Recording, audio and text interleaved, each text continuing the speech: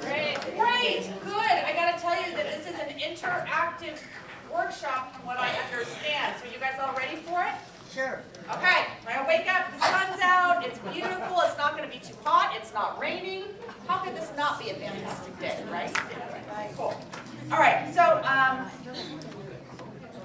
good morning. Welcome to the Retired Truth Living series. I've seen many familiar faces and hopefully some new faces. Just really quickly, housekeeping. If anybody brought a new guest, make sure that you've got your name dropped in the little ticket thing back there so that you can be eligible for the drawing today. Okay? Make sure that's been taken care of. Today's topic is the truth about aging gracefully in the fountain of youth. How many of you feel like we need to be out in Florida looking for the fountain of youth? I think that's why so many senior citizens are there, right? They're still searching for the fountain of youth. I can't remember the explorer that thinks he found it, but I know some. What, Ponce de Leon? Is that who it was? Yeah. Look at that! All that old history coming back. It's still there. That's exciting. My name is Lisa Fleck. I am with Neo Home Loans, and I am your MC for today. There are a few rules. Of course, you guys all know them. So if I hit the next slide, will it be the rule slide? Silence your cell phones. Please silence your cell phones. Make sure that they're silent. Does everybody have their binder? Oh, everyone has their binder. If you don't have a binder, raise your hand, and Alexa and her amazing team will get you one. I think we've got a couple people over here, Alexa. Some new people who might not have a binder yet. I have a binder. In the binder is all the business cards of all of the sponsors. They are amazing. They're here for you. So please, if you have any questions, do you need a binder, sir, or you have a question? Yes. Okay, great. Right over here. I think that the team's getting it. We'll see. Oh, and we have another one up here if you have them. Okay, great. So all of these people that are here, they make this whole event possible, and they are out in the lobby, and they're there to answer questions and help you with whatever you need help with that might be something that is important to you at this point in time. So I'm going to get started. I had the opportunity to spend some time doing some research on TED Talks, and this woman who's going to be speaking with us this morning, what struck me so much about her talks on TED Talks, that doesn't sound right, is her extreme vulnerability and her willingness to just be real with some of the things that she's had happen to her in her life. She is a I pronounced that wrong. Right? She's a fitness trainer. Her specialty is working with seniors and people with neuro conditions. And she was a very brave soul and managed St. Mary's Fitness Center during COVID, which anybody who was doing anything during COVID deserves a round of applause. So I had a chance to speak with her this morning. She's fantastic. I think you guys will love her. And so I'm going to go ahead and see if we can get this thing started. Her name would be helpful too, wouldn't it? That would be really great. Robin Brocklesby. All right, you guys, am I on? You are on, gang. I know it was. I can use my mom voice if I need to.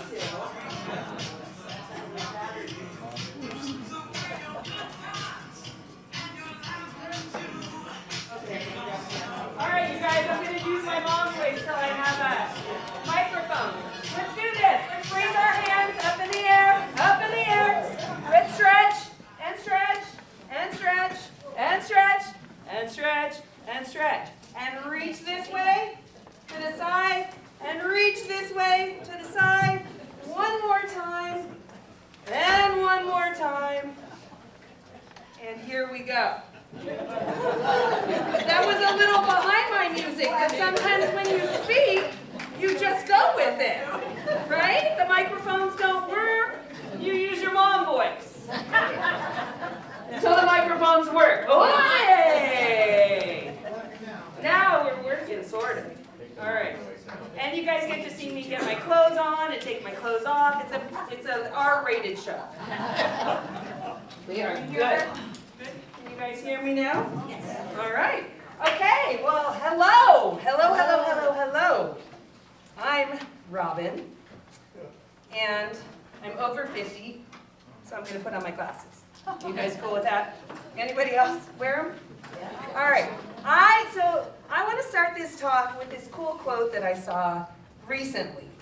And this is it. I'm going to read it out loud. The secret of change is to focus all your energy not on fighting the old, but on building the new. Not on fighting the old. We're building the new. Everybody. Not on fighting the old. We're building the new, right? So that is going to be the theme of today. I love this quote. I think it's important because I have this philosophy. If we're not learning, we might as well die, right? Yeah. We can learn until the end of time. And once we give it up, we got nothing left to do. So today we're going to learn some new stuff, okay? We're going to talk about exercise. We're going to talk about movement. I'm hoping you guys all walk out with some new information today, some little tidbits. And we're going to also teach you some skills and drills, things that you guys can do at home. You didn't know that you were coming to an exercise class today. Oh, yes. No is a trainer's magic word that makes us push you more. So before we go into anything about this today, I want to talk about a couple little fun, interesting facts. So before COVID happened, the active ager walked about 6,400 steps a day. That's about 3 miles. If I had to ask you this question, after COVID, what do you think the average active ager walks in a day? How many steps? You think 2,500? 300. 300? 300. That's actually not far off. Who said 3,000? The average amount of steps post-COVID is 1,200 a day. It dropped from 6,500 down to 1,200. That's not even a mile. That's not even a mile. All right. Did you know that posture issues have nothing to do with aging? What? Yes. What do you think is the #1 issue with posture? Well, that plays into it. But guess what exercise does? Muscle. And guess what muscle does? It strengthens your bones. All right, technology, that plays into posture. Anybody use any of that stuff? No. Oh, you see, I was just with a group of 25-year-olds and we took it away for an hour and they were like, oh my God. Bad footwear. Bad footwear. That's a big one. Injury. That's a big one. Sedentary lifestyle. That's a big one. Sitting a lot. That's a big one. So here's another interesting fact. Only 1/3 of people over the age of 50 get the recommended amount of exercise in a day that they should get. 1/3. Low back pain. Anybody? Anybody? Second most common cause of disability in the United States. But exercise can actually alleviate that pain. And we're going to talk about how today. Here's another interesting one. 1/4 of the 30 million Americans that have diabetes, mostly type 2, are over the age of 64. Do you guys know the #1 way to help type 2 diabetes? Diet, exercise. Yes! Diet and exercise. We're going to talk about that some today too. All right, another question for you. How many minutes a week of exercise is the recommendation? 150. You are a very wise woman. You are correct. 150 minutes of exercise a week. Now let's break it down even more. How many days a week should you do some kind of strength training for your muscles? Who said 7? You might be my hero. Do you do that? Really? That's pretty good. I mean, I thought I did a lot and I don't do 7. I watch people. You watch people do that. 2. That's pretty good. At least 2. 2 is important. I feel like I need to put this closer to my face. All right. How many days of balance work are recommended? 3. 3 days of balance work. And we're going to talk about what that means too, okay? Because you can't do all the other stuff unless you have your balance, right? That's a big thing. So a little bit about me. Thank you for the very sweet intro. Yes, I did a couple TED Talks. I was a business owner in town for 25 years. that caused a lot of stress, and I had a big life-changing medical diagnosis that made me decide stress wasn't worth it anymore. And sold that company and really had this love of health and fitness and wellness and exercise my whole life. When I tell most people that I was diagnosed with multiple sclerosis 3.5 years ago, they're usually kind of shocked to hear it. I believe one of the reasons I do so well with that disease is because I've had a lifetime of fitness and exercise, right? I'm not the thinnest person. I got my curves, but I'm fit. And I work it every single day. Even on the days where my right side doesn't work, I find a way to do it. Now, that plays against most of my seniors that work out with me because I tell them all, if I can do it, you can too, no excuses. Which is a great thing. But when I got into fitness, really my goal was to work with people with neuro conditions because I understand it. I wanted to work with people with Parkinson's, with MS, who have had strokes, things along those lines. And then a girlfriend of mine asked me to join the fitness center at St. Mary's, and I know a couple of you used to work out there because I saw you today. But if you didn't, the average age of our member at St. Mary's was 55. So our oldest member was 96. Ready? So I really found this love of working with this population, say I'm going to say like 65 to 97, right? I didn't know that that would be in my wheelhouse, and I really, really loved it. So I'm excited to talk to you about what I've learned. I'm excited to share some maybe new information you guys can take with you. So before we really get into fitness, I want to talk a little bit about the 5 types of aging, all right? So there's 5. The first one is chronological age, right? We can't fight that one. We were all born on a certain day. So that clock is going to tick no matter what. Can't change that. Functional age. Functional age is kind of an interesting one. So when I teach my classes, I teach a lot about activities of daily life. Have you guys ever heard ADLs before? Has anybody ever referred to that? So when I do my activities of daily life, everything I'm teaching is thinking about all the stuff that we have to do all day, right? We got to get in and out of a car. We got to reach into a closet. We maybe, throwing a ball for our grandkids, all of that stuff. Those are ADLs. So it's all about functional age, is how good we are at doing those ADLs. Biological age. This would be how our demographic fits in with what the medical community says we should be doing, right? So this is more about how is your cardiovascular endurance, how is your strength, how is your flexibility, how's your walking, all of those things. Social age. So this is an interesting one. I have this conversation with my mother a lot, who is 80. And as she's getting older, she's golfing less. That used to be her big social thing, right? What I saw at the fitness center a lot was people would come, they'd take one of my aquatics classes, and then they'd all bring their snacks and they'd have coffee and hang out afterwards. I think they struggled through the aquatics class to have the coffee and the snacks after. And I was appreciative of that because they were good snacks, right? But it was a social thing. It was a social thing. And that's important not to lose, especially if you're deciding that you don't, as we get older, I do a lot of work at different residential communities. Some people decide they want to be in that community for that. A lot of people decide they want to stay home and be in their home and love everything at their home. But they see less and less people. So this is a great way to get out and find your people, right? And then the last one is psychological age. And this is a big one too. This is where your brain is at, and if you can still accomplish all the tasks that you were able to accomplish with this 20 years earlier. And that plays a lot into exercise too. So the cool news is there's really only one of these things. I'm pointing to the back because I can see a screen back there. There's only one of these things that can't be reversed. Chronological. Yeah, right? I mean, I wish we could. So I don't know where that special fountain is, but we're going to talk about the rest. So before I bring you to the next slide, when you think of the word exercise, yell out a word that comes to mind. Pain. Consistent. TV. Anybody got another one? Consistent. Consistent, okay. Planks. Oh, I like that. That's Rain good. again. Nobody said sweat.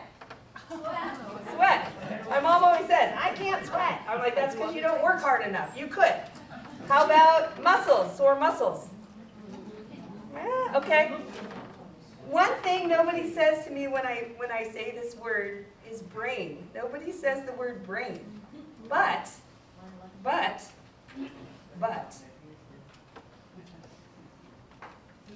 you're only as old as you remember you are.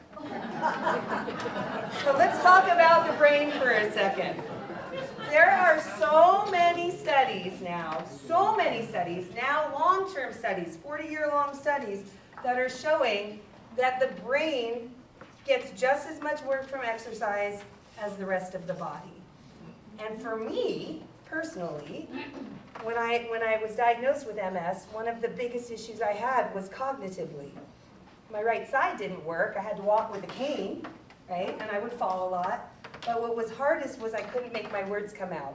And sometimes I had trouble thinking clearly. And that to me is far more scary than my body not working. What do you guys think? Do you agree with that? Right. So I think that's going to be important. So there's some very interesting studies, right? This was an interesting one done by the Journal of Neurology in Sweden. This was a 40-year-long study that followed 800 women around the age of 50. I feel like I need to put this like closer to my face. They did moderate to intense cardiovascular work in their midlife. But here's the interesting thing.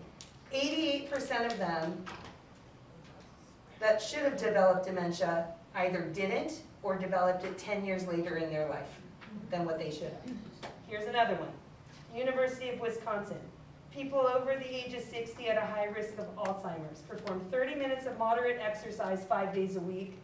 They had a lower risk of developing the disease and better, way better with their memory and cognitive. They didn't lose as much of that.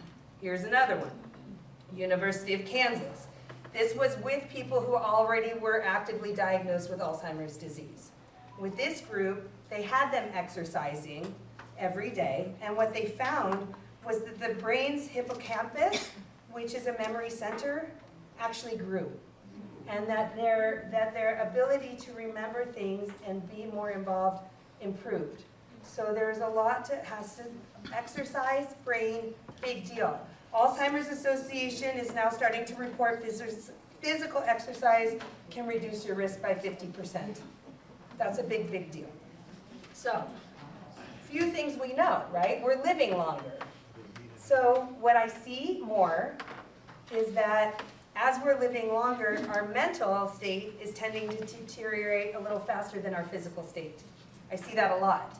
So what we need to do is figure out a way to even these things out. And this is why I'm very passionate about talking about this topic and getting you guys all moving your bodies. It's an organ inside our body, just like our biceps, just like our quads. So how do we take care of our brain and body, right? Well, Alzheimer's Association and Medical News Today says it's fitness, okay? My grandmother had Alzheimer's. My grandfather had dementia. So I have a good chance, right? I got a good chance. I don't want it. Anybody want it? Thank you. Okay, so you're all going to come to my exercise classes from here on out because we're in it to win it, right? Okay, so other things. We can prevent disease, right? Studies show that maintaining regular physical activity can help prevent a lot of common chronic illnesses, cardiovascular disease, colon cancer, diabetes, obesity, and hypertension. All big things. This is important for a lot of reasons. One, we don't want any of those things. Two, as we age, our immune systems tend to slow down, right? But exercise can actually help speed that up a little bit and make it a little bit better. So that's one of the things. There are some theories that say that exercise can help with inflammation. So why is inflammation important? So I handed you guys all have a handout. You don't need to look at it right now. But you're going to see one of the things that I talk about is when you exercise, there is a hormone released called irisin. Okay? Now what they're finding with this hormone that's released is that it helps with neuroinflammation. Now neuroinflammation plays a big part in Alzheimer's disease. okay? But it also plays a big part in a lot of autoimmune diseases. MS is an autoimmune disease that's all about inflammation, right? So that may be one of the reasons why I'm doing as well with this disease as I am. It may improve how the immune cells respond. So this is an interesting thing. Do we have a handful of walkers in here? Where's my walkers? Okay, so walking is really one of the most powerful things you can do for disease management. You should all be doing it. Nobody in here should be walking 1,500 steps a day.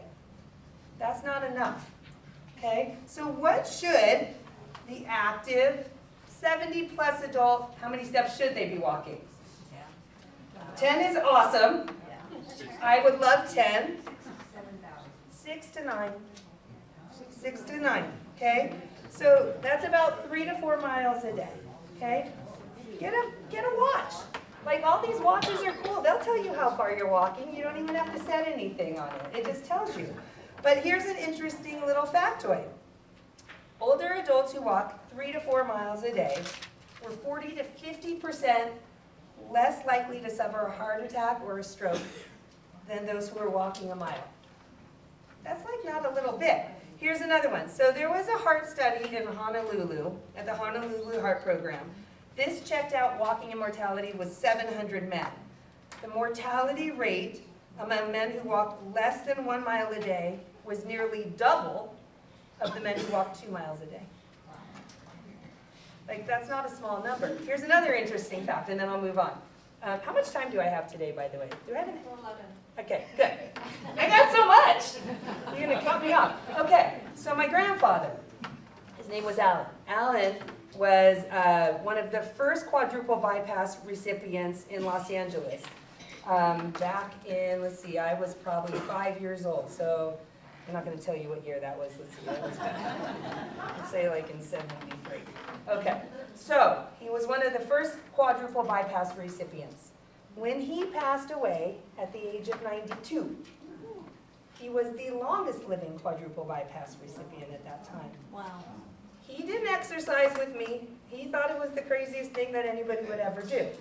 But that man walked every single day. He walked every single day. And when he couldn't walk on his own because he started losing his balance, he walked with a helper. And they would go to Costco every day. And then at one point he'd push a cart. And everybody knew Alan at Costco because he walked every single day. And I will tell you, to the end of time, my uncle was an endocrinologist, he still is, and he said that is why he lived to the age that he lived. So if you walk away with one thing today, go to Costco and walk. Do not get the pizza, and the hot dogs. Walk past the hot dogs, but do the walking. Well, you can walk to the TV section. That would be okay. All right, improved mental health. I'm not wrong in saying sometimes it can get a little lonelier. I'm not wrong. As we get older and we stop doing all the stuff that we used to do. It's a thing. So, what do endorphins produce? What do they make you feel? Happy. Happy. And what happens when you exercise? You produce. Yes! So you're totally miserable while you're working out, but then you feel amazing when you're done. You feel amazing when you're done. So, it also helps improve sleep. Have any of you guys noticed as you're getting older that you sleep less? Yes. Get up in the middle of the night, you know? So exercise helps improve your sleep patterns. Another reason to do it, right? Am I talking you into it? We already talked about social engagement. It's a social event. So you got to find something you love, okay? I don't care what it is. But find something you love and you got to do it. Here's another interesting one. It prevents bone loss. So both men and women lose bone density as we age. But my question is, do men get osteoporosis? Yes, they do. The reason I think for so many years it was really classified as like a woman's issue is because unfortunately we women started getting it a little bit earlier, like in our 50s as we hit menopause, right? But by 70, we're all on equal ground. Sorry, guys. You catch up, just as long as you don't have the hormones associated with the menopause, right? So that's a thing. Strength training counterbalances this. So as much as you would think strength training is about the muscles, strength training actually increases bone density, and that's why we want to do it. That's why we want to lift some heavy things. Not ridiculously heavy things. There's a lot of ways to create muscle and bone density. Walking happens to be one of them. So a lot of people would ask me in a pool class, well, I'm not putting a lot of weight on my body, but when you're water walking, you are. So there's lots of ways to do it, even if your balance is off. Other things, it aids in balance, so that's a big one because we fall. In fact, we're going to talk about that right now. Decreased risk of falls, right? So whenever I train stability before mobility. We're going to talk about that today too. How do you get stability? Well, we work on balance, right? We have to work on balance and core. How do we work on balance and core? Well, with my group, I always start on 2 feet, right? 2 feet first, and then what I might do is put somebody on a surface that's maybe a little more wobbly, like a foam pad. From there, we'll start working with a chair, and I'll have somebody just hold up one leg, right? Holding onto the chair, and then from there, letting go of the chair and starting to work on that balance. And doing the same thing on the other side. These are all things you guys can do when you're at home. So you're just there, you have it right there. Even if you can only let go for 2 seconds, you'll build that up. Tai Chi, does anybody do Tai Chi in here? Tai Chi, used to, right? Tai Chi is great because you don't even realize that you're working on balance, moving from one side to the other in some of these moves. Even in the chair, when I'm teaching my chair classes, I teach a lot of seat-based classes that do all of these things, and we will work on one-leg balance. My class hates it when I do it. I'm like, balance, balance, balance, balance, don't fall off the chair. So we do that a lot. That's really, really important because as we get older, if we fall and we know our immune system doesn't work as good, it takes us longer to heal from things, right? So if we can avoid the falling in the first place, something else I see as people are aging is they get worried they're going to fall, right? So they start taking smaller steps.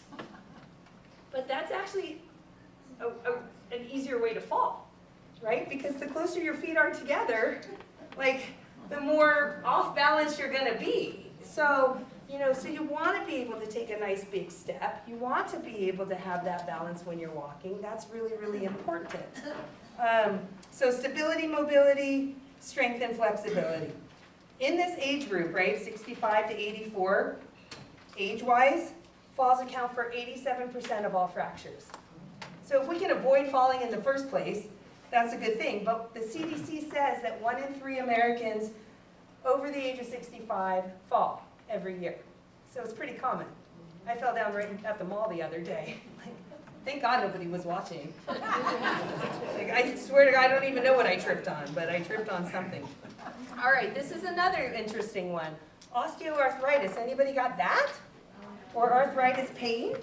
Right? That's a thing, right? We were saying that might be one of the problems that help with the way that we stand, right? But as backwards as it sounds, as counterintuitive as it might feel like, moving can actually help lessen pain and stiffness of arthritis. Same with diet. Same with diet. So there's a lot of studies out there that show, and I'm not here to talk about nutrition a lot today, but inflammatory foods and arthritis are not good friends. So the 3 main inflammatory foods, without getting tested, anybody know what they might be? Sugar. Oh yes, that's one of them. Makes me sad. Grain. No, not red meat, but that's a good guess. Gluten. Gluten is one of the top 3, but some bodies can do just fine with it. Some people don't do just fine with it. Dairy. Probably the number 1. Probably the number 1. So if you're struggling with arthritis pain, I might challenge you to try eliminating 1 or 2 of those things. And if you're really a badass, eliminate all 3. But then you're really going to bad talk me for a long time because it's hard to do that. Are eggs dairy? Huh? Are eggs dairy? No. Eggs are not dairy. And some people do fine with dairy. The only way really to know is to take it all out and then slowly put 1 in at a time and see if you start noticing an issue with pain and inflammation, So take it out and then put one back, like take it out for a month and put one back in. I do okay with dairy, you know, so protein is really important. I like cottage cheese. I mix cottage cheese and egg whites for breakfast. I know it sounds gross, with a little everything but the bagel seasoning. It's a good thing. Beer. Beer. It's got gluten in it. So have a gin instead. So I want to talk about essential movements, okay? So I told you I'm going to give you some things to take home. This is also on your flyer that you have today. Sit to stand. So every class I teach, let's move this up for a little second here. Every class I teach, I always include some sit to stand. Because we sit and stand a lot, right? You sit down in a chair to eat, you stand up in a chair. You don't have to sit very far in this chair. In those ones you do, right? You got to sit down to go to the bathroom, right? We kind of want to keep doing that if we can. But then you got to stand back up. Don't really want to call somebody in to help me until I really have to do that, right? So sit and stand is important. That you can do at your house, but I wouldn't do it like on your nice, cozy, like recliner chair. Maybe like on a breakfast chair somewhere. So when you're sitting, you're keeping your feet about shoulder width apart. Your pressure's more on your heels, and you're really actively thinking about standing and then sitting down, knowing where the chair is so you don't fall on your way back down, right? But you're up and down. When I teach my seated exercise classes, we always have at least one song that's going to have that. And everybody complains about it, but they all need it. We all got to get up and down all the time. The next one is single leg. What are movements you do that require a single leg every day? Yeah, walking, for sure, right? Or getting up and over a curb, or getting out of a car, like you're going to have to stand on that one leg. So I would do single leg exercises. And the best one that I would start you with right here is like we talked about, is just standing and working on that balance. That's going to work your back leg, right? You can sit in a chair and do individual leg lifts, you know, like this. So you're working the leg. There's a lot of single leg work that you can do. You know, you can kick out. You can use bands. Anybody have these? Yep.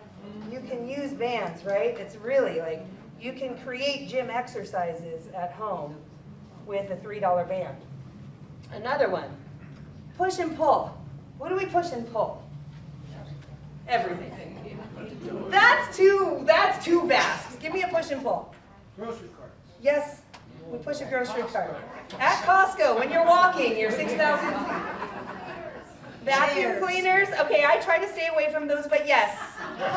Vacuum cleaners for sure. How about door? Chairs. Lawnmower, yes. Push the TV remote. That's like a thumb exercise.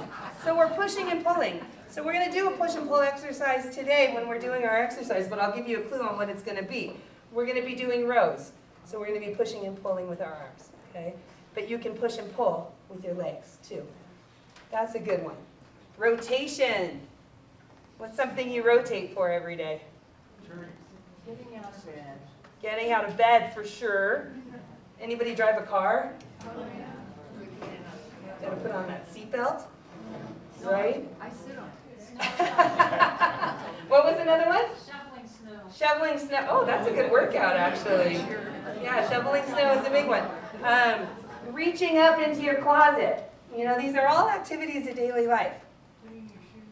Putting your shoes on, yes. That actually is my next one, bend and lift. This is one that I'm on my husband about every single day, because he, all of a sudden, I watch him, and for him to put his shoe on now, he's got to lift his leg like way up here to get to it, right? So the more that you can work in on bending and flexibility, the longer you're going to be able to bend down and tie your shoe. That's kind of a big deal. Or pick up your grandchild. Or reach down and grab the ball and throw that ball for the grandchild. Like, these are all things we need and want to be good at. The last one is hip flexor stretch.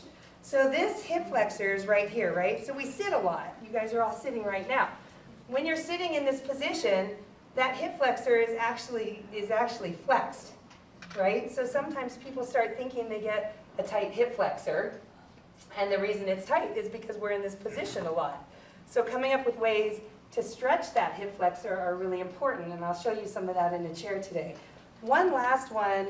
Let's see, what is one last one? I had it this morning that I didn't want to forget. Oh, I might forget it right now, so we might have to come back to it.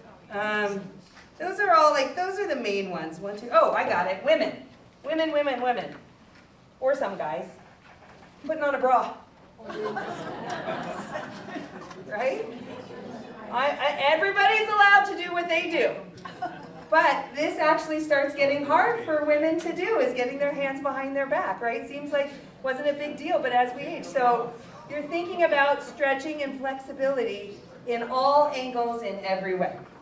So with that being said, we should talk about what your workouts need to include, right? So you should have a warm-up.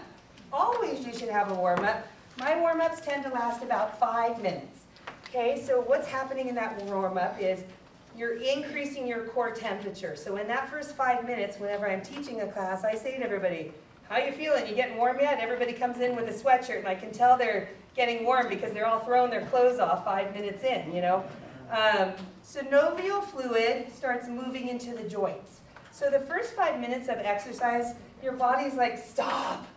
This is not what I want to do, and it feels harder because you're having to, your whole body is readjusting to having to get into that mode. It takes about 5 minutes to get there. The next one is cardio. So the heart, just like the muscles, is a muscle, and it needs to be worked. And it needs to be worked a fair amount. It doesn't need to be worked every day, but it needs some. So we want to get some cardio work to get that heart moving. That will help strengthen the lungs and the airway and all of the cool other stuff. Total body imbalance.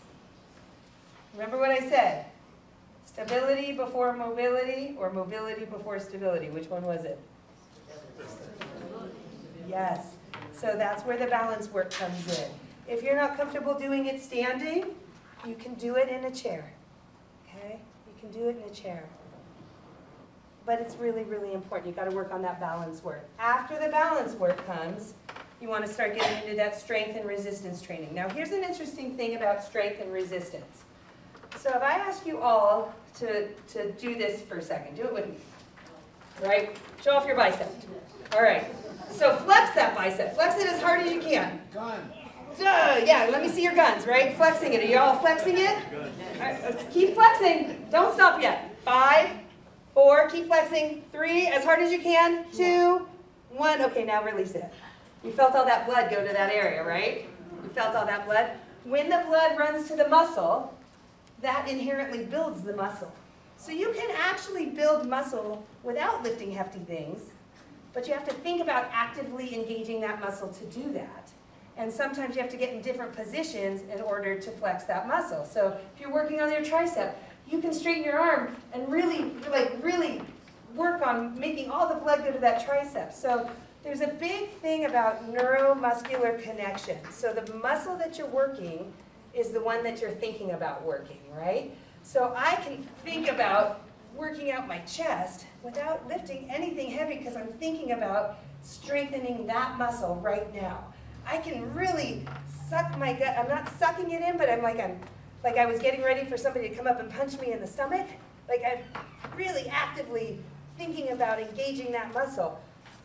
And then I'm relaxing it. So that is getting that blood to that area, and that will help build. But you can do all kinds of different things, you guys. Anybody take aqua classes? Water classes? They're super fun, right? Anybody take Pilates? Reformer Pilates? I love teaching Reformer Pilates. I have classes that's just all seniors. We just do it a little bit different. Your own body weight. You can use a wall, right? You can use a wall to do a push-up. You can use a table to do a push-up. If you're really awesome, you can use the floor to do the push-up, right? My dad does that every day. He does like 50 of them. I don't know how he does it. He's 86 years old. I can't do that many. But you can do different things to get that strength building. And then flexibility and stretching.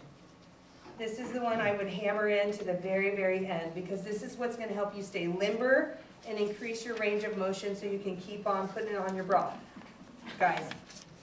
Okay. Here's another one why you need flexibility. This used to scare the heck out of me. I'd drive with my grandpa, and he'd go to look behind him, in the car and be like, oh, I'm like, oh my God. You like to be able to look behind you without having to turn the steering wheel to look behind you, right? So these are all really, really important. Tying your shoes, shampooing your hair, all the stuff. So what I was thinking we should do is one of my exercise routines.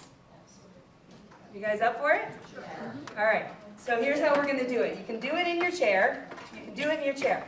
But you're going to have to probably move a little bit. Some of you are going to have to come. Like, these chairs are kind of cool because they, like, move on wheels. Give yourself a little bit of space so you don't rail into the person next to you. All right? Everybody's got to sign a liability waiver before we start. Come on. You see, you didn't know this was going to be part of today's class, but you're going to have the best time today. Drink now. All right, so I'm going to teach you the moves first, then we're going to do it to the music, okay? So here's our first move. We're marching in the chair, okay? No problem, right? Do y'all have enough room? You're not going to hit anybody? All right, so we're going to take it and adapt. We're going to build on that. You're going to march 2 forward and then 2 back. 2 forward, 2 back. That's easy, right? No problem. Now I'm going to make it more challenging. Next one is called a rock and roll. So on one side of your chair, you're just going to come back and forth, back and forth, back and forth. And then I'm going to make you change it and come to the center of your chair. And you're going to stick your arms up. You're going to roll your shoulders back. You're going to pull your arms. You're going to really pull those shoulder blades together in a row. And then you're going to go forward. And then pull them back. Shoulder blades together, squeeze, release. So we're going to do 4 of those, right? And then we're going to come and rock and roll on the other side. So that's our second move. Don't worry, you're going to be pros by the time this song is done. The last move is a seated jumping jack. This is where you have to be careful not to take out your neighbor. Out, in, for 2. Then we're going to do a single. Come on, Peter. Then we're going to do a single. And then we're going to videotape you all doing it together. Right? So let's do it together. Out, in for 2. And then we're going to do a single on one side. Then we're going to do a single on the other. And then we're out and in for 2. 1, 2, single. You got this. You guys might need to move apart a little bit more. Double, single, single. So these are our 4 moves. We're marching. Okay, then we're going to rock and roll with a couple rows. And then we're going to rock and roll with a couple rows. And then we're going to hit our neighbor. I'm going to call it that. Hit your neighbor. Hit your neighbor. For doubles and singles. Okay, you guys ready for this? All right, don't have any fun. All right, let's do this. I got good music too. And I'll turn on my mom voice. All right, here we go. Just march in place with me. I'm going to test you all on this in about 6 months to make sure you're still doing it. Here we go. Marching front and back. 1, 2. Good.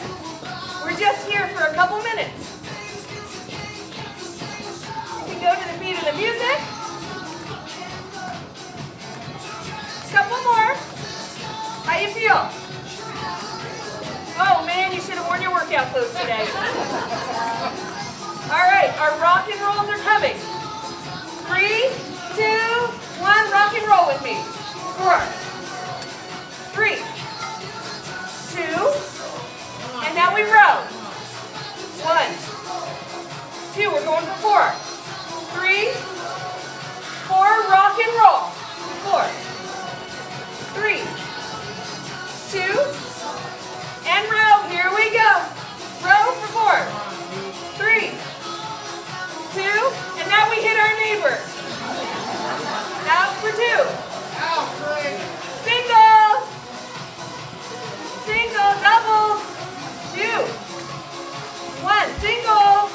1 and 2. Again. 2.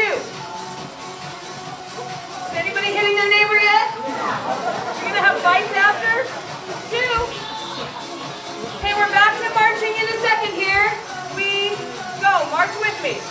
Forward and back. Now you're all pros, right? We should wave to all the people watching this on Zoom right now. 8 more. So see if you can get your knees a little higher now.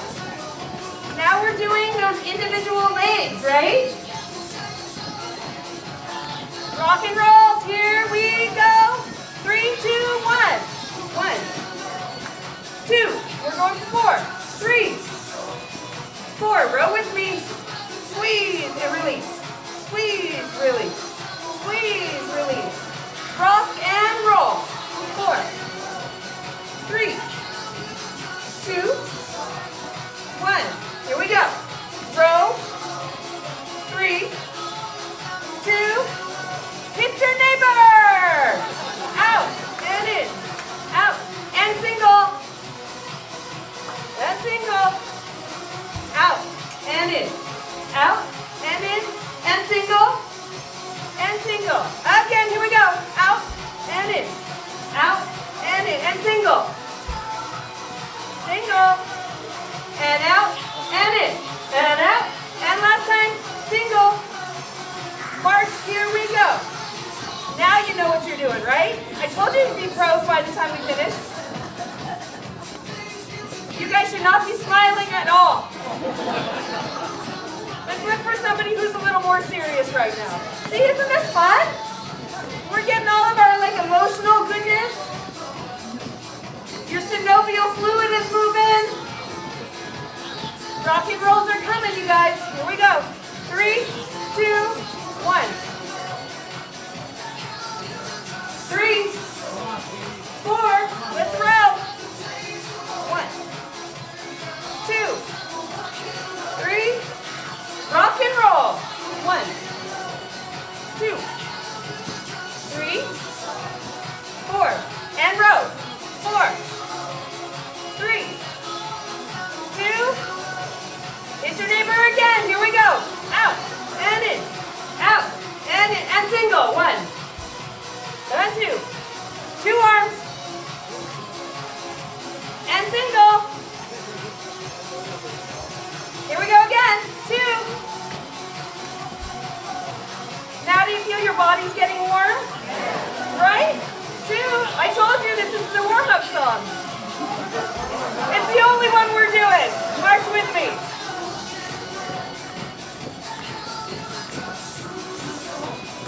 Now you can start getting your dance moves on, having some fun.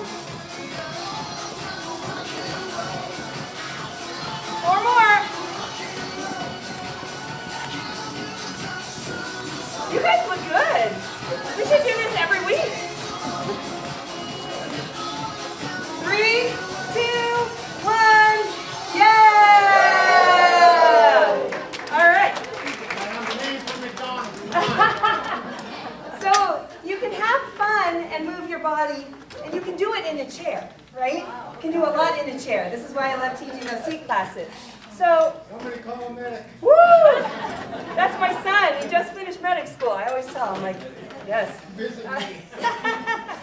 So, something else I love to do with my classes, I didn't talk about, but it goes back to the cognitive, and that is, anybody do like puzzles or Sudoku to help with brain health? Yep. So, did you know that it is more effective brain health to move your body while you are using your brain? Something else my classes hate when I make them do this. So I'm going to give you guys an example, okay? So everybody, you're not done exercising yet. March in place. Just march with me. Back and forth. Get those knees up. All right? I'm going to yell out some questions. You guys yell out the answers while you're marching. All right, you ready? 4. What's 4 doubled? 8. What's 8 doubled? 16. What's 16 doubled? 32. What's 32 doubled? 64. What's 64 doubled? 128. 128. What's 128 doubled? 256. Ah, okay, can you go higher?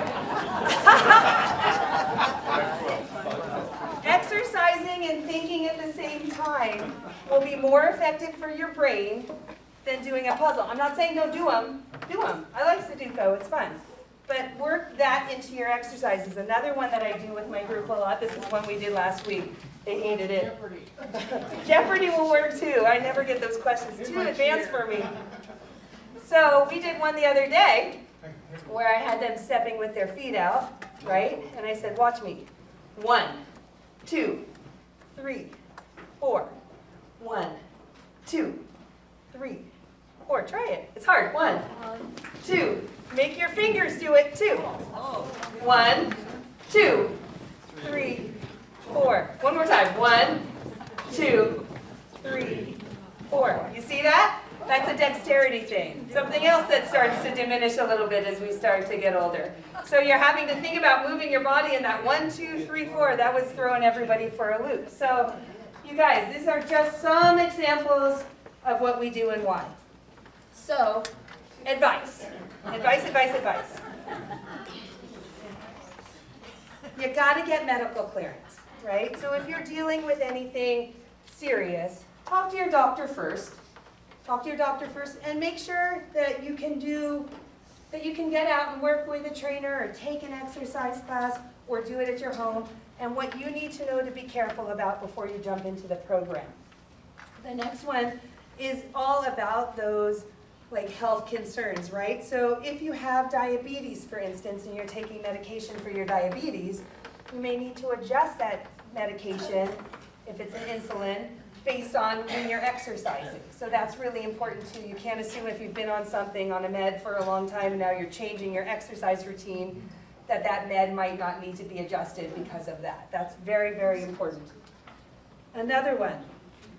This one has been the hardest for me with my MS. You have to listen to your body, right? There are some days where I can't, but I really want to. And then I do it, and then I pay the price, right? So you do have to listen to your body. And that can be a trigger sometimes because you're used to doing it one way, and now you got to slow it down.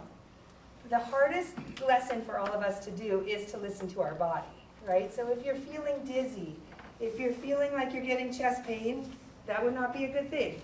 Maybe a med, maybe, chest pressure. Take a rest. If your joints are really sore, you won't work through that, right? So you need to listen to these things. But back to the joint thing while I'm on it, see so much information in this brain of mine. Another reason that strengthening your muscles will help with joint pain is because it will strengthen the muscles around the joint, which will help you to stand a little taller if it's in your knees. If it's in your back, when they say do ab work, right, your abs are not just right here. They're here, they're lower back. So you're strengthening that whole area to help make you stand a little taller and have that extra stability. Here's another one. See, so much information. What do you guys think is the most important joint in your body? Your waist. Oh, the waist is good, but it's not. I mean, it's important, but it's not the most important. Neck. You said neck? Neck. That's a good one too. Nose. Walking knees. I'm going to give you the answer. It's your ankles. Let me tell you why. Thank you for asking. Okay, so something else I always do with my classes is ankle mobility, pointing and flexing. Because if your ankle loses its mobility, the next joint that's going to take on the weight of the ankle is the knees. And the knees are not designed the same way as the ankle.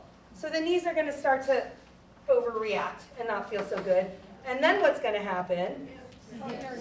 Our hips are going to start acting like our knees should act, and that doesn't work so well either, and it moves on up the body.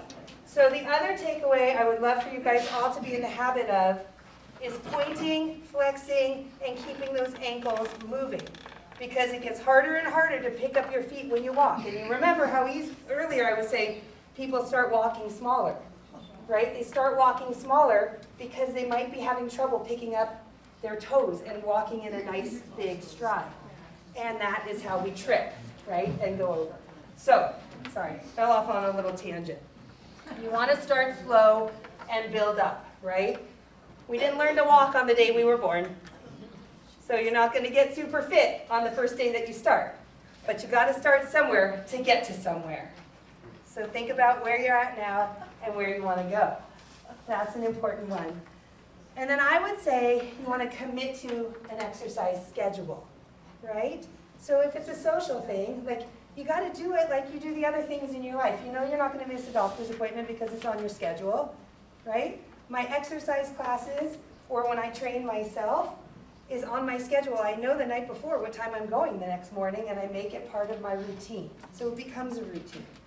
And lastly, when you meet with a trainer, if you decide that's something you want to do, and that's not for everybody, but if you do, there's questions that they should be asking. There's a lot of people who sign up to be a trainer that are in it for the dough and not in it because they really care. There's a lot of people who are in it because they really care. So make sure you're with somebody who has the knowledge. They should be asking you what your goals are. They should be asking you your exercise history. They should be asking you about any physical limitations, any injuries, any medications. They should be actually going through some movements so they can look at how your body does when you go to take a seat. You know, if your knees bend in or bend out. So they can really adjust it to make it ready for your body. So make sure you've done all those things. And you guys, I think that's about all I've got for you. Do you have any questions? Or did I answer it all? Yes. Since COVID, a lot of classes. We're going to wait on questions and answers. We're going to wait on, We okay, need microphones for that. okay. Well, I can talk loud. Hold up, we need microphones so that people on video can see us too. Yeah. Yeah. We'd have any question and answer. Yeah, absolutely. So how was this? Was this amazing? This was so much fun. Thank you so much for joining us. It was so cool. I know I'm over there and I'm going, oh, I need to be walking quite a bit more. So let's see. So first of all, I wanted to talk to you about the workshop, which is going to be next Thursday, the 29th, right? And where are the workshops held? Are they held here? No. No, they're held over at Keller Williams in their conference room. And then you get lost. So that's being put on by 5 Star. If Jerry Johnson here is from 5 Star, he's going to come up and tell you a little bit about that workshop that's going to be at our office next Thursday. Yeah. Jerry, you want to come on up and tell everybody what you're going to be talking about?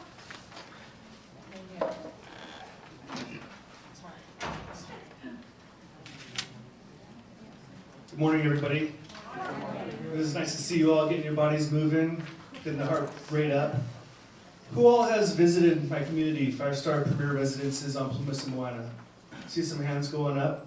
For the people that didn't raise their hands, I invite you to come to our community and see what we have to offer older adults. And those that did raise your hands, I invite you to come back. If it's been a little while, we've got some newly renovated apartments we'd love to show off to you. Maybe invite you over for breakfast or lunch, even dinner if you like. The workshop is going to be put on by Lisa Arch, the sales director for our community. It's talking about what is the continuum of care and is it a good choice? Sorry. People often think about wellness in terms of physical health. However, it's much more complex as we age. How does a continuum of care address wellness and quality of life for the future? Join us at this workshop to learn about the continuum of care and why it might be important, what kind of support services are included and not included, the value in minimizing future moves, the different care considerations and choices. There's the registration on the back of the evaluation card, or if you're not ready to commit, maybe you need to check your schedule, you can call the number at a later time. All right, thank you. Awesome. So if you use your name tags that you have, you put it on the yellow evaluation form, you can indicate whether you're going to be able to join the workshop next week over at Keller Williams. And don't forget to take the map. Do not use your map quest, you'll get lost. We'd like to have you don't have to send out a search party. And then next month, on July 20th, we're going to have the truth about trust, wills, probate, and guardianship. So Robin's taught us how to stay alive, so we don't need any of this other stuff. But in the off chance that we might need it at the end, then it'll be a great class to come to. We have a drawing today, Gentiva Hospice. Amanda's not with us, but I think someone else is going to be drawing for her. Yeah. Pull it out. Pull it out. Go for it, girl. Sorry. Guy. The guy grabbed it. What do we got? All right, Linda Young. All right, fantastic. So Linda, this beautiful basket is for you. And then next month, Richard Schultz will be offering the gift for if you bring a new person to the workshop, someone who's never been here before. So what are we getting from? So next month, we're going to be offering a spa certificate for $200 for the Atlantis Spa. Oh, wow, I think that we should fill this room, guys. Absolutely fill this room. Great, so I've got my mic runners, I've got Melissa and Logan, so Melissa from the Schultz group, and then Logan, I'm gonna hand this over to you from Safety Squads. And,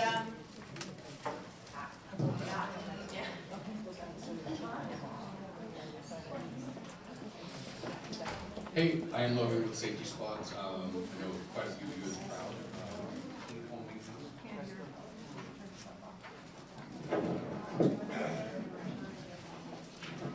Phyllis, you go. Hi, Melissa Hartman. I'm from Schultz Law Group. Richard Schultz was here earlier. I'm sure some of you saw him. We predominantly do estate planning. We're going to be presenting next month. We do elder law, trusts, powers of attorney, wills, that kind of thing. Thank you. great, so where do we have questions? Yes, we can do some questions now. Let's take this lady right here in the green.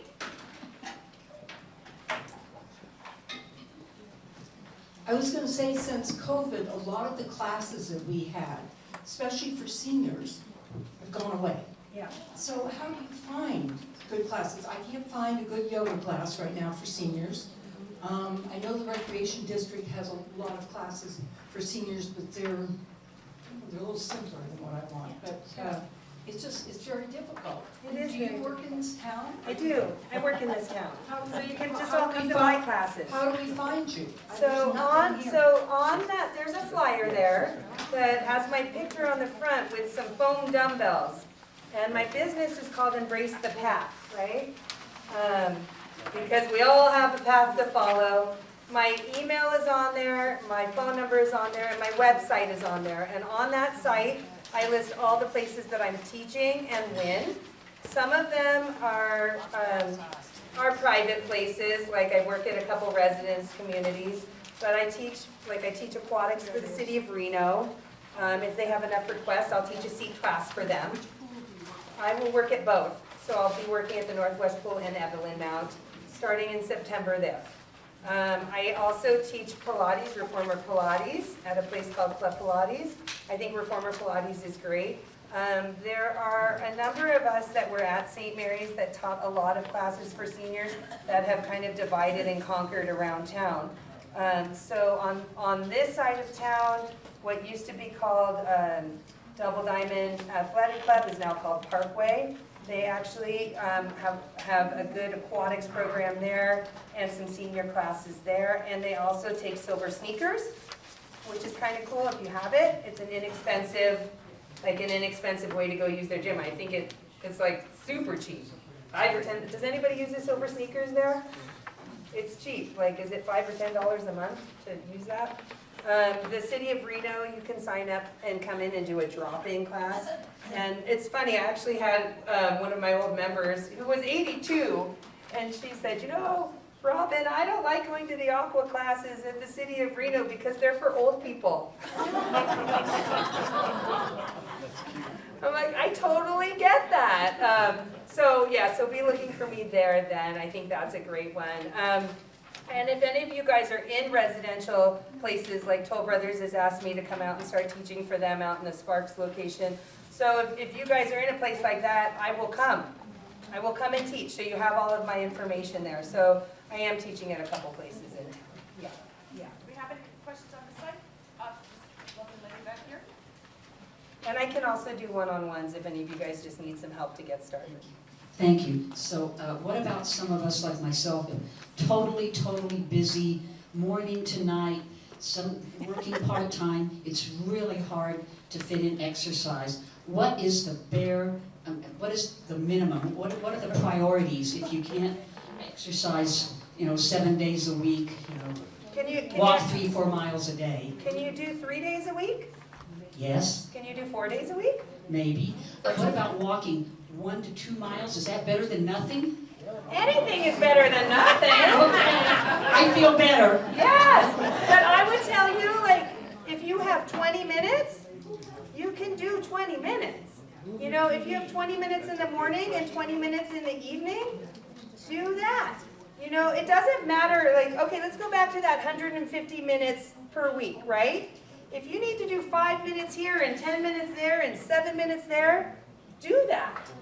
Just do it, you know, and fit it in your schedule. I know what it's like to have a busy schedule, right? I had 3 kids under the age of 4, and I was running a national company. So I get it, but I've always made time, because if you don't take care of yourself, you can't take care of anybody else anyway. So a lot of people put exercise like as the last thing they need to do, or mindfulness or meditation, all these things. It should be the first, because you cannot do any of the other stuff. So you just have to schedule it in. That's how I would do Right it. down here, front.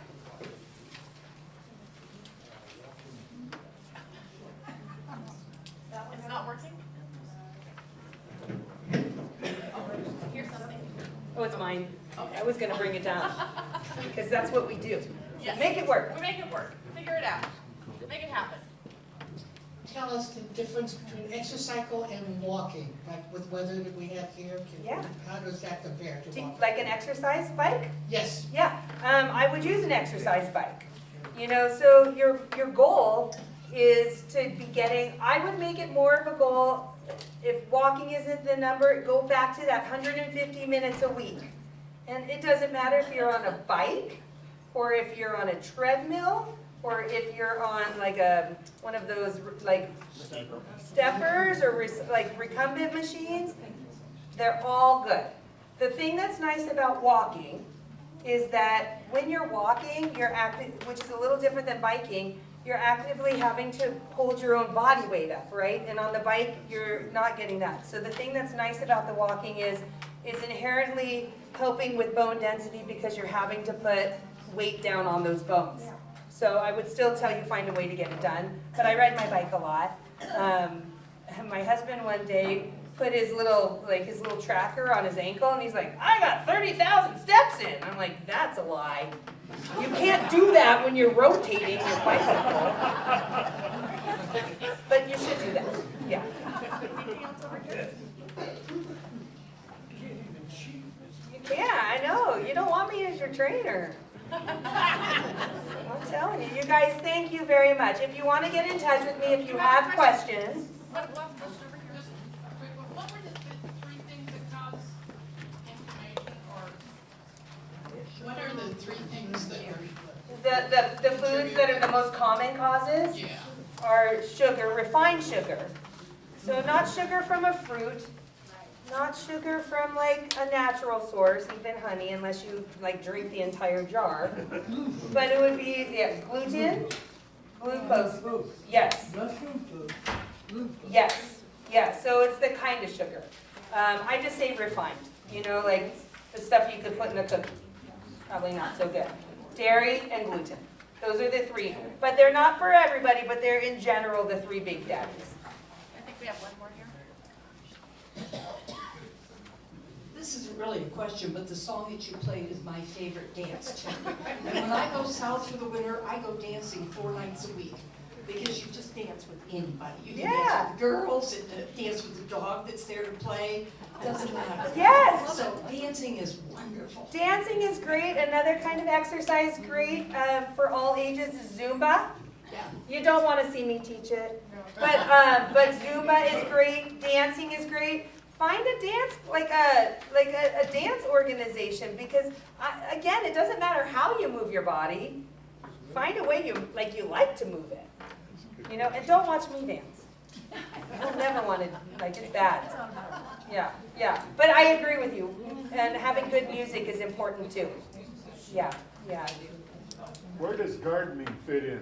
Gardening absolutely fits in. Thank you for saying that. I left it out of my things, but gardening fits in as long as your gardening is actively moving.